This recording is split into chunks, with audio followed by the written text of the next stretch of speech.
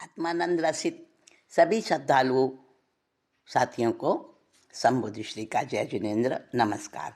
पिछली मीटिंग में हमने बात की थी 9 रसों की, और 9 रसों के नाम जो हैं वो साहित्य में आते हैं, काव्य में आते हैं 9 प्रकार के रस। और इनमें बताया था कि सबसे प्रधान जो है वो शांत रस है। सब रसों का राजा नायक वो शांत रस है। अब आगे इन 9 रसों को लोक में क्या स्थान प्राप्त है, इनकी पहचान लोक में क्या है, लौकिक जीवन में इनका क्या स्थान है और अध्यात्म में इनका क्या स्थान है। इन 9 रसों की बात को बड़े रसीले अंदाज में कवि बनारसी दास जी ने सर्वविशुद्धि द्वार के अंतिम भाग में इसका वर्णन किया है। बहुत सरस वर्णन है, पसंद आएगा आपको और नया ज्ञान और आनंद भी मिलेगा। तो 9 रस जो साहित्य में बताए जाते हैं, काव्य में बताए जाते हैं, तो उन 9 रसों का लोक में क्या स्थान है, उनकी परिभाषा क्या है। शोभा में सिंगार बसे वीर पुरुषारथ में कोमल हिय में करुणा रस बखानिए, आनंद में हास्य रुंड मुंड में विराजे रुद्र विवत्सता जहाँ गिलानी मन आनिए, चिंता में भयानक अथाहता में अद्भुत माया की अरुचिता में शांत रस मानिए, ए नव रस भव रूप ए भाव रूप इन्हीं को बिले छिन सुदृष्टि जागे जानिए। देखिए, बताते हैं कि सौंदर्य की जहाँ व्याख्या होती है, सौंदर्य का बखान होता है शोभा, शोभा के वर्णन में श्रृंगार रस, और पुरुषार्थ में बहादुरी में वीर रस, कोमल हृदय का वर्णन करना हो, कोमल हृदय की बात जहाँ बतानी हो वहाँ करुण रस, करुणा रस, और आनंद में हास्य रस, और रण और संग्राम में युद्ध में रौद्र रस, जहाँ गिलानी आए मन में ऐसा घृणा का और विरति का, विरति नहीं कहना चाहिए, गिलानी को एक प्रकार से अंदर में जब अरुचि का भाव आता है गिलानी, वहाँ विभत्स रस होता है। और शोक, जहाँ कोई दुख की बात आ जाए, मरण आदि, उसमें शोक रस, शोक मरण आदि चिंता में भयानक रस होता है, भयानक रस। और जहाँ आश्चर्य हो, बड़ा एकदम चमत्कार जैसा दिखे, वहाँ अद्भुत रस। और वैराग्य में शांत रस का निवास है। ये 9 रस लौकिक हैं और संसार में इनको इसी प्रकार से जाना जाता है।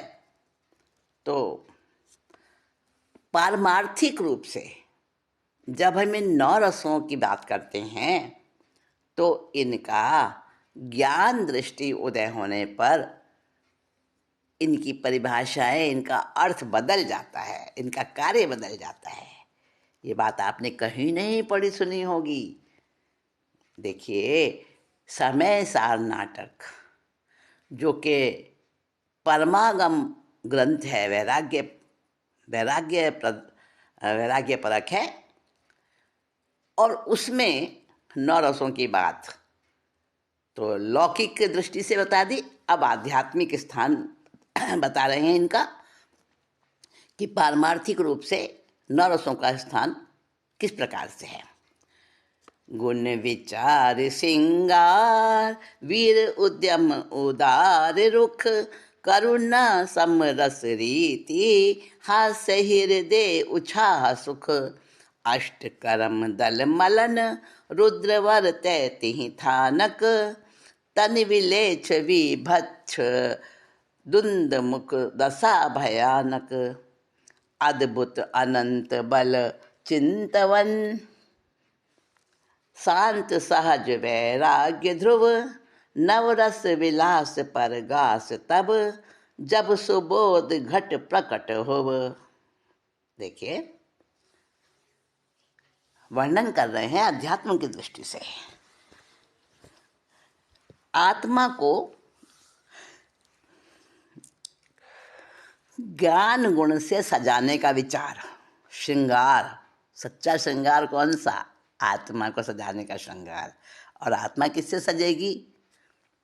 परम शुद्ध ज्ञान गुण से, जहाँ सिर्फ ज्ञान ही हो, ज्ञान के सिवा अन्य कुछ ना हो। उस विशुद्ध ज्ञान के श्रृंगार से आत्मा सजती है।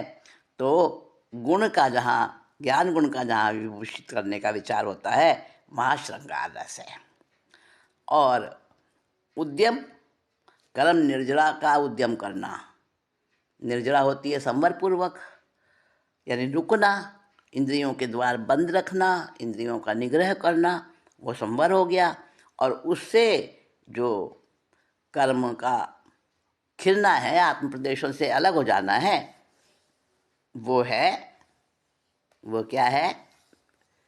उद्यम जो है, कर्म निर्जरा का उद्यम, पुरुषार्थ, वो है वीर रस। अब तीसरा है करुणा रस।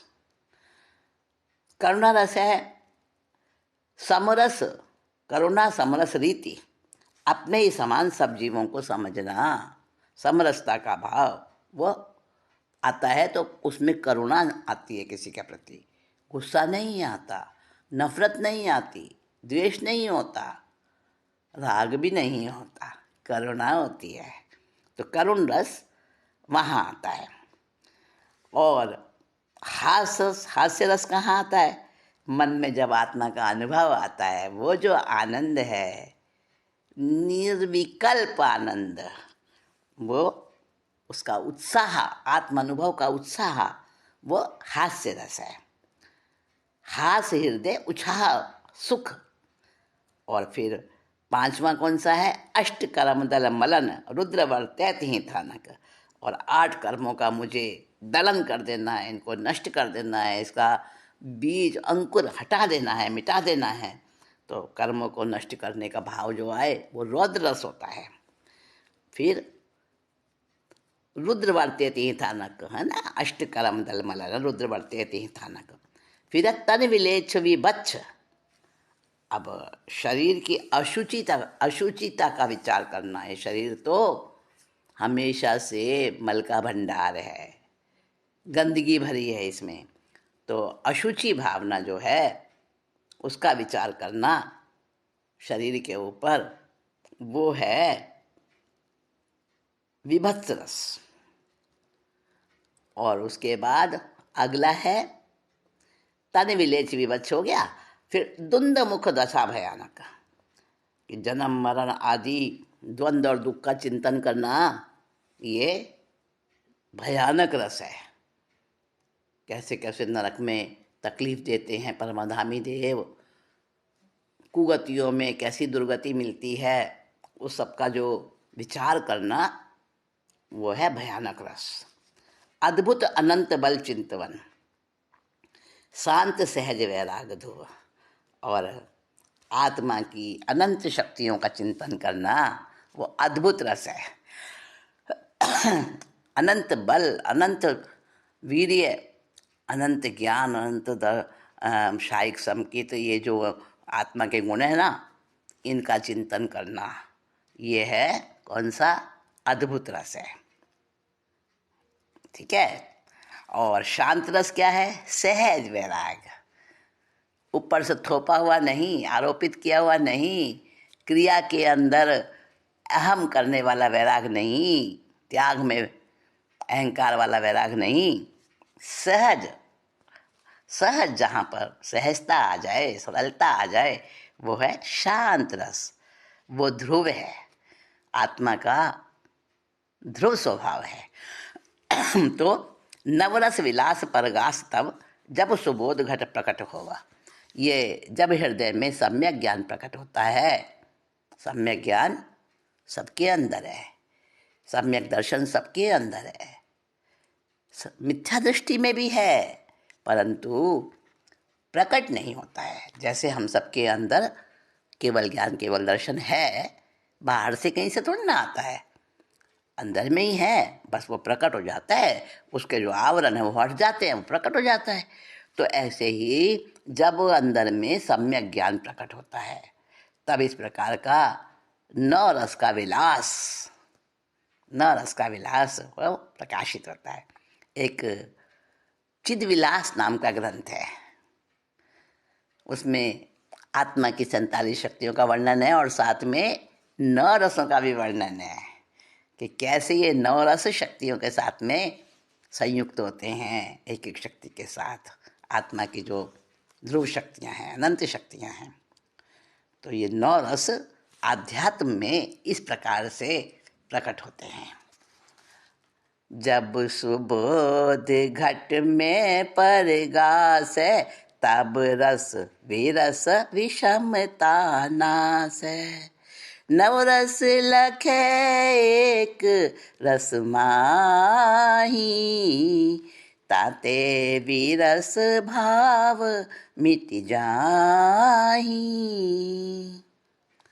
जब सुबोध घट में प्रकाश है, सुबोध यानी सम्यक ज्ञान, जब सम्यक ज्ञान का प्रकाश होता है घट के अंदर, अंतःकरण में सम्यक ज्ञान का प्रकाश होता है, हमारी दृष्टि सम्यक दृष्टि बन जाती है और परमार्थ सामने दिखाई देता है लक्ष्य रूप में, और तत्व का केवली प्ररूपित तत्व का वैसा अनुभव, वैसा का वैसा हमारे अंदर में उसका प्रकाश समझ वो घटती है, प्रकाश होता है उसका।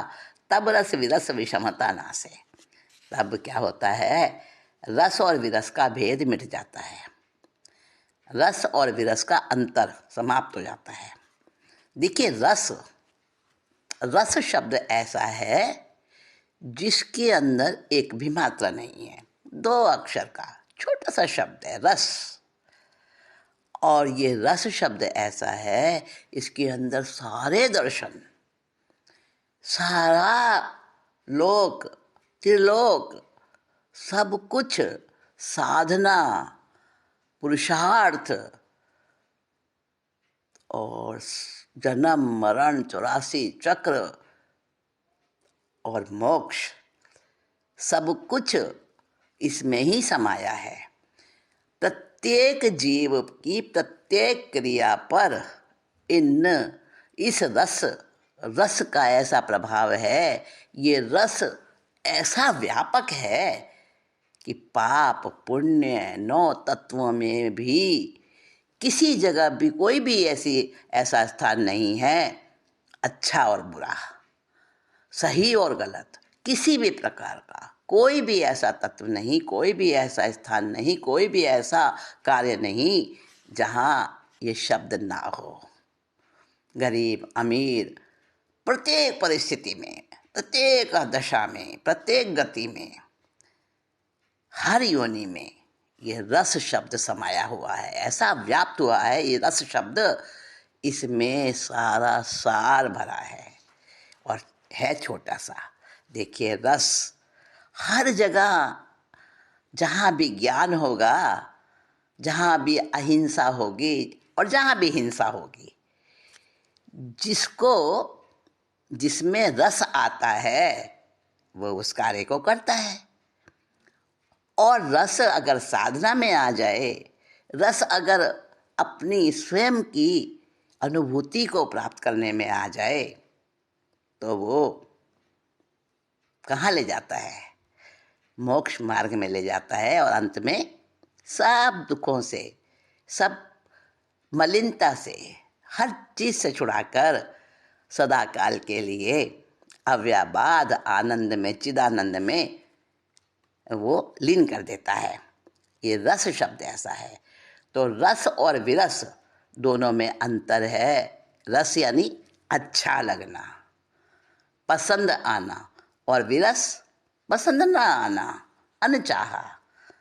तो रस और विरस, इनमें जो अंतर है वो विषमता भी, वो अंतर भी, वो भिन्नता भी, वो अलगाव भी सब नष्ट हो जाता है, खत्म हो जाता है जब जबकि सम्यक ज्ञान का प्रकाश अंदर में प्रकाशित होता है।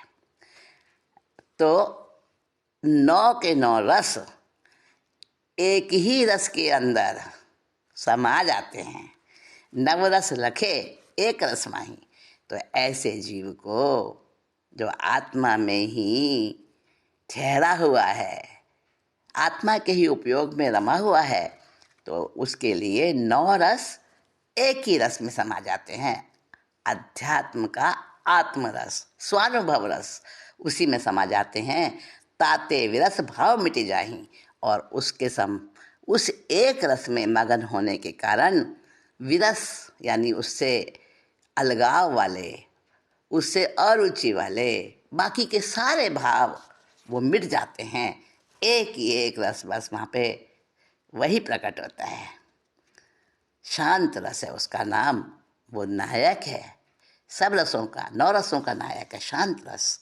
तो विरस भाव नष्ट होकर एक शांत रस ही आत्मा में विश्रांति पाता है। सब रस गर्भित मूल रस, नाटक नाम ग्रंथ, जाके सुनत प्रवान जिय, समुझे पंथ कुपंथ।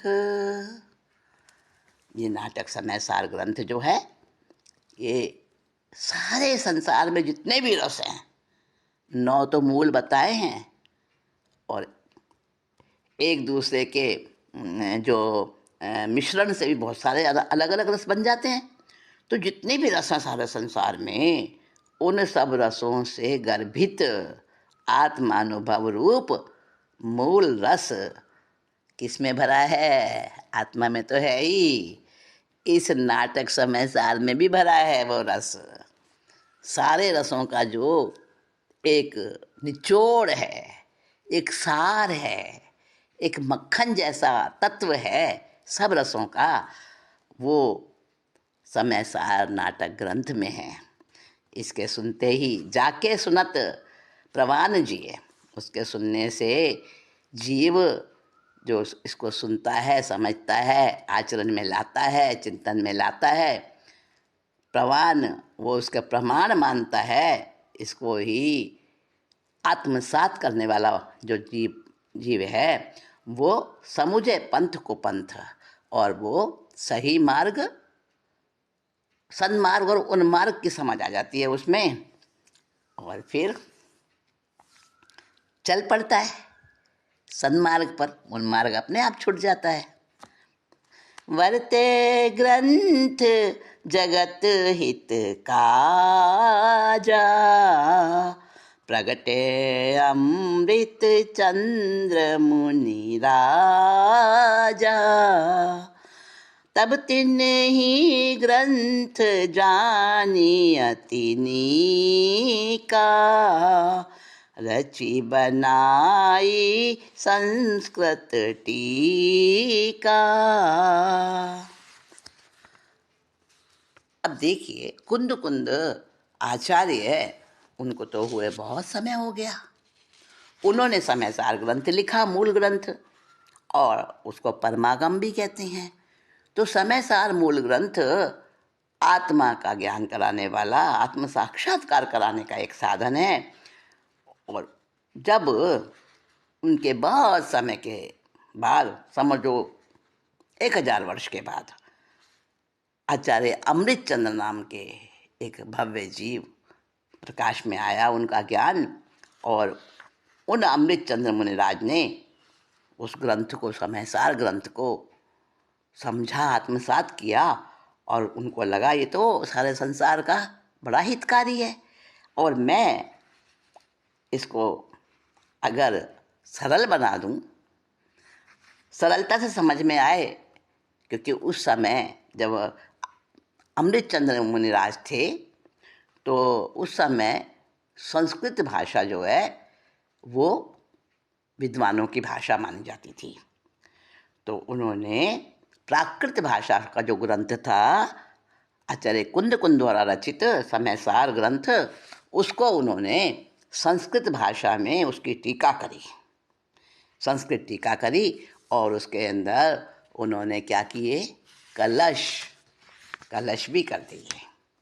फिर उन्होंने उस ग्रंथ के ऊपर, समयसार ग्रंथ के ऊपर बहुत कार्य हुए, बहुत बहुत विद्वानों ने कार्य किया, और उन्हीं में से बाद में उसी के समयसार जो ये टीका हुई थी आचार्य मुनिराज अमृतचंद द्वारा, तो उसी के लगभग समय में ये हुए कौन, पंडित बनारसी दास जी।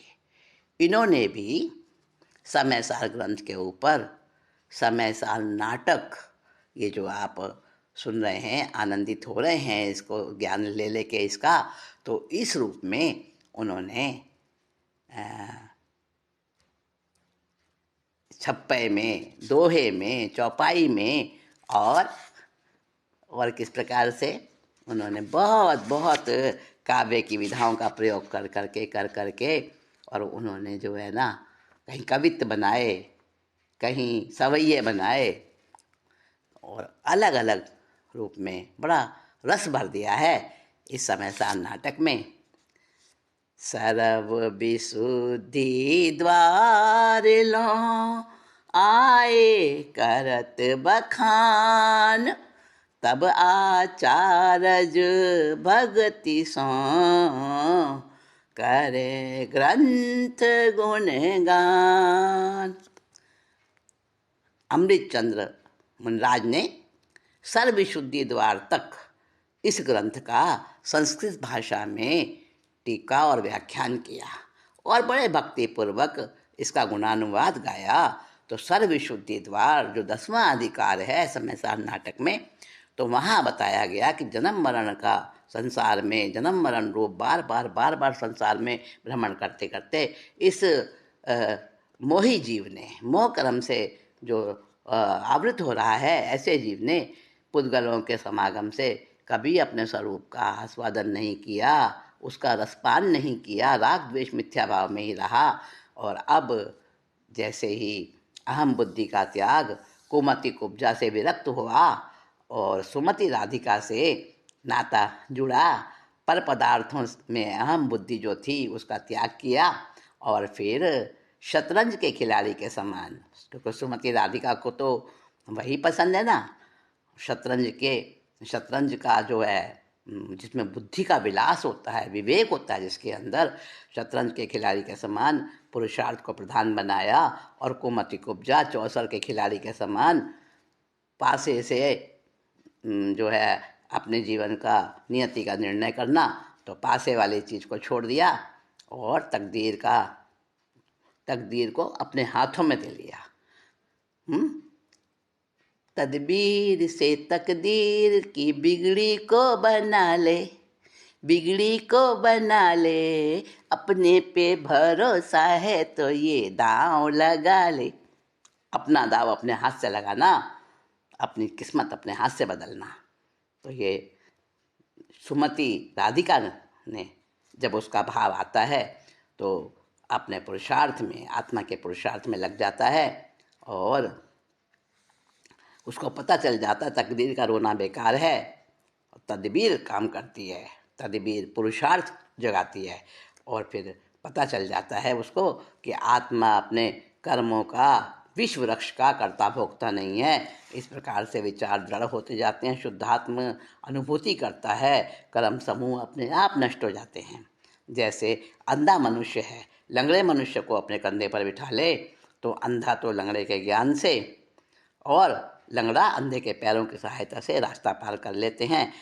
अगर अकेला अंधा रहे, अकेला लंगड़ा रहे, तो उनका दोनों का अगर मेल ना हो तो अपने उस मुसीबत से बचकर अच्छे सुरक्षित स्थान में नहीं पहुंच पाते। तो चारित्र और ज्ञान दोनों मिलकर काम करते हैं। ज्ञान के बिना चारित्र और चरित्र के बिना ज्ञान बेकार है। क्रिया के बिना ज्ञान अंधा है और ज्ञान के बिना क्रिया रूखी है।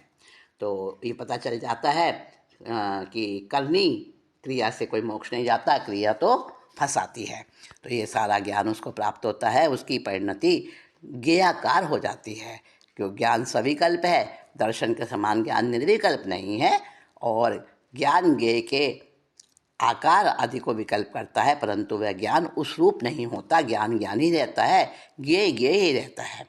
तो इस प्रकार से उसे सच्चा स्वरूप समझ में आता है। आत्मा का ज्ञान जब होता है, बार बार आत्मा का अनुभव होता है, तो वो निर्विकल्प ज्ञान में स्थिर हो जाता है। जैसे उसका चेतना स्वभाव कभी भी मलिन नहीं हो सकता। उसे समझ आ जाता है कि चिंतवन, धर्म, ध्यान और मंद कषाय रूप होना सबसे पहली शर्त है। और ऐसा करने से शांति मिल पाएगी और कर्मों का जंजाल मिटेगा। तो अपने स्वभाव का जब स्वाद मिलता है तो सांसारिक संताप उसको सता नहीं सकते। सावधान रह के इष्ट वियोग में, अनिष्ट संयोग में, परिग्रह संग्रह आदि में सबसे निर्भय हो जाता है, निराकुल हो जाता है और आत्मा के अनुभव के अभ्यास में जुट जाता है। ये सर्वविशुद्धि द्वार का समापन, इसका सारांश आज हमने समझा और इसको पूरा किया। अगली मीटिंग में आगे की बात करेंगे। आत्मानंद रसित सभी श्रद्धालुओं साथी